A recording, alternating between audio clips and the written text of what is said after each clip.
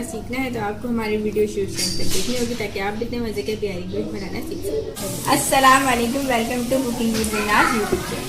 देखिए आज हम आपको बनाना सिखा रहे हैं बिहारी गोश्त, जिसके लिए हमें चाहिए बीफ का गोश्त। हमने ये 1.5 किलो गोश्त लिया है। देखिए हमने इतनी छोटी छोटी बोटियाँ कर ली है इसकी। इसके बाद हमें चाहिए प्याज जो हमने फ्राई करे 3 मीडियम साइज़ के। उसके बाद हमें जो मसाले में डालेंगे वो हमने लिया है 1 खोपरे का गड्ढ जो इतना बड़ा होता है। उसके बाद 1 खाने का चम्मच इसमें हमने कलौंजी लिए, 1 खाने का चम्मच इसमें वाइट वाला जीरा लिया है, 1 खाने का चम्मच इसमें हमने धनिया लिया है साबुत, और ये वाली मिर्चें लिए हमने 10 से 12।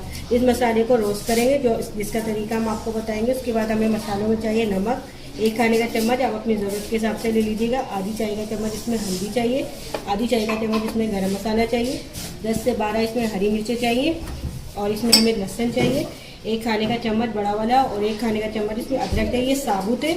अभी हम पीसेंगे इसको इस मसाले के साथ। और हमें चाहिए 5 से 6 टमाटर चाहिए इस साइज़ के, जिसे हम वो भी हम पीसेंगे मसाले में। चले हम आपको मसाले का तरीका बताते हैं रोस्ट करने का। बिस्मिल्लाहिर्रहमानिर्रहीम। ये फ्राई पैन हमारा गर्म हो गया, अब इसमें हम डाल देंगे मसाले। बिस्मिल्लाहिर्रहमानिर्रहीम।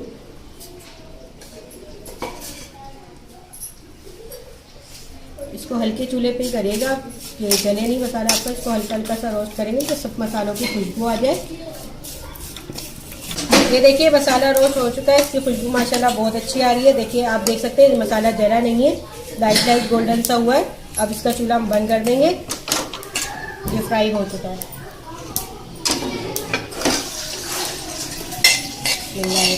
हमने 3 मीडियम साइज के प्याज लिए, इसको भी हम ब्राउन कर लेंगे। फिर इसको प्याज के साथ मिला के सारे मसाले को पीस लेंगे। ये देखिए मसाला हमने भून लिया है इसका, और ये प्याज भी गोल्डन कर लिया। अब ये सारे मसालों को हम पीसेंगे और आपको गोश्त चढ़ाने का तरीका बता देते हैं।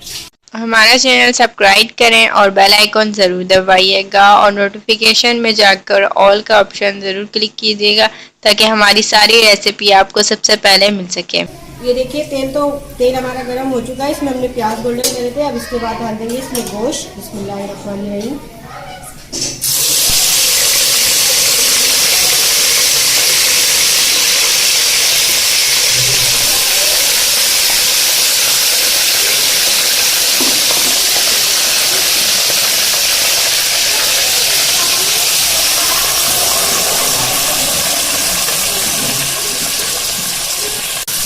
देखिए गोश्त हमने सारा डाल दिया है इसमें। अब इसको 5 मिनट तक भूनेंगे कि इसका कलर चेंज हो जाए। उसके बाद फिर इसमें पानी डालेंगे इसको गलने के लिए।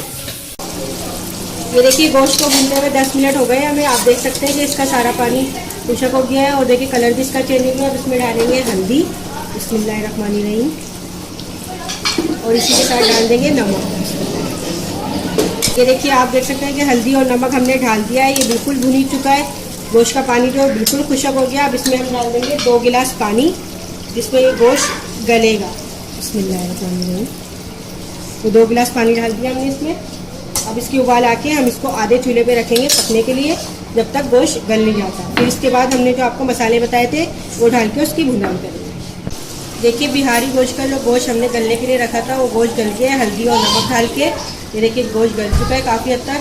अब इसमें हम जो मसाले हमने आपको बताए थे सारे, देखिए जो हमने आपको बिहारी गोश्त के मसाले बताए थे, जो रोस्ट करके बताए थे, और जो बाकी के हमने लहसुन अदरक हरी मिर्च टमाटर बताए थे, वो सारे मसाले हमने पीस लिए।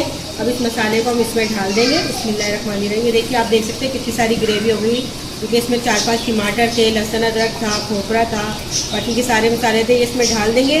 और इसका मसाला अच्छी तरह से हम भूनेंगे जब तक इसका मसाला भून नहीं जाता।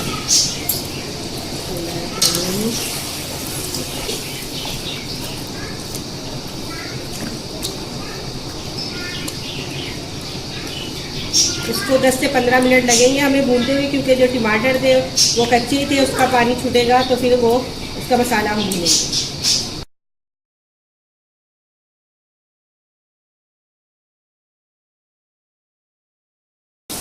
ये देखिए अब बिहारी गोश्त को भूनते हुए हमें 10 मिनट हो चुके हैं। हम इसका सारा मसाला भून चुका है, आप देख सकते हैं इसका तेल ऊपर आ गया है।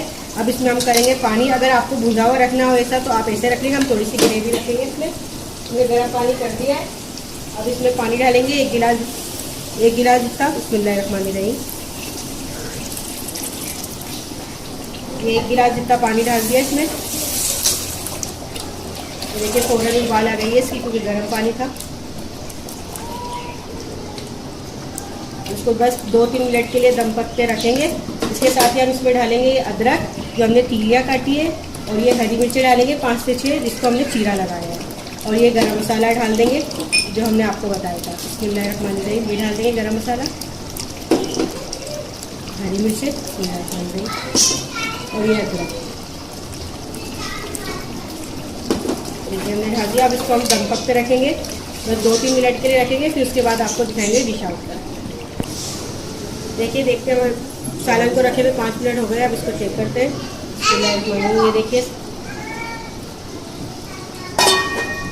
ये देखिए सालन का नितार ऊपर आ चुका है, और इसकी ग्रेवी भी हो गई जितनी हमें चाहिए थी। देख सकते हैं आप, गाढ़ी गाढ़ी सी ग्रेवी तैयार हो गई है। अब इसका चूल्हा हम बंद कर रहे हैं और इसको डिश आउट कर रहे हैं। इसकी खुशबू भी माशाल्लाह बहुत अच्छी आ रही है, क्योंकि हमने जो मसाले इसमें रोस्ट करके डाले थे उसका जायका और उसकी खुशबू भी बहुत अच्छी है। बिस्मिल्लाहिर्रहमानिर्रहीम।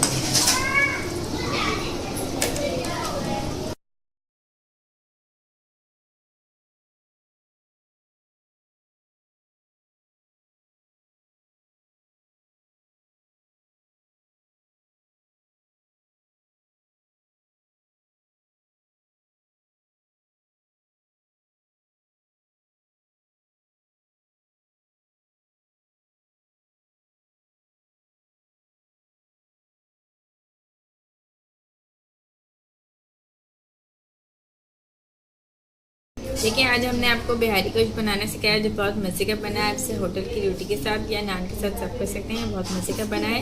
अगर आपको पसंद आए तो आप इसको अपने दोस्तों के साथ और अपने फैमिली मेम्बर के साथ ज़रूर शेयर कीजिएगा, और हमें फीडबैक ज़रूर दीजिएगा कि आपको आज की डिश हमारी कैसी लगी। अगर आप भी कुछ सीखना चाहते हैं तो हमें कमेंट ज़रूर कीजिएगा, ताकि हम आपको पूरी कोशिश करें उसको बनाने सिखाने की।